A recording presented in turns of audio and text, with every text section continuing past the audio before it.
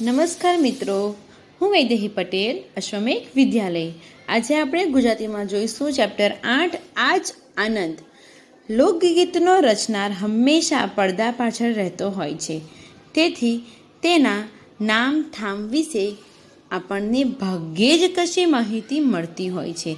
ક્યારેક કૃતિ જોઈ એક વ્યક્તિનું સર્જન પણ હોઈ શકે, તો ક્યારેક એક કરતાં વધુ વ્યક્તિઓને પણ એમાં હિસ્સો રહ્યો છે. લોકગીત એટલે લોકોથી, લોકો દ્વારા અને લોકો માટેથી જે રચવામાં આવે લોકો દ્વારા, તેને લોકગીત કહેવામાં આવે છે.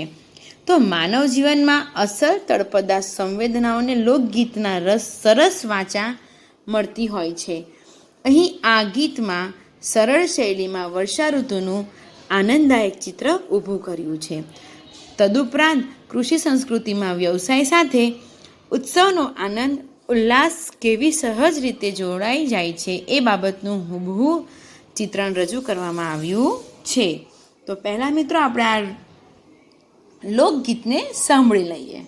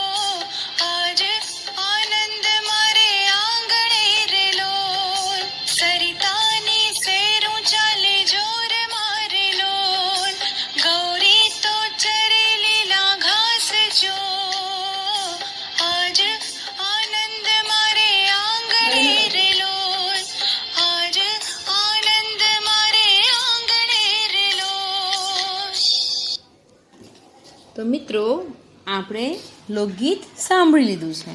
હવે આપણે આગળ જોઈએ. ઉત્તર દખ્ખણથી ચડી વાદળી રેલો. ઉત્તર એટલે ઉત્તર, દખ્ખણ એટલે દક્ષિણ.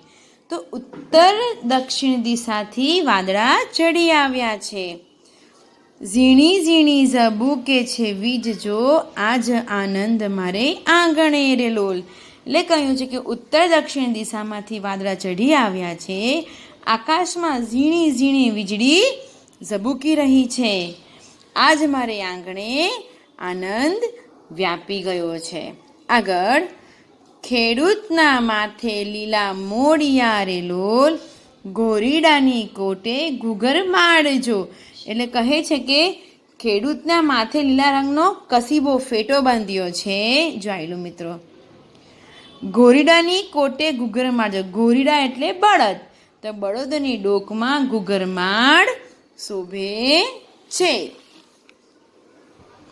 વીરના વાવણીએ હિરલા જડિયા રે લોલ, મોતીડાની શેરું ટકાવી જો. એટલે કહે છે કે વીરના વાવણી કરવાના સાધન પર હીરા જડિયા છે, જેના પર ખેડૂતને મોતીની શેર બાંધવી છે.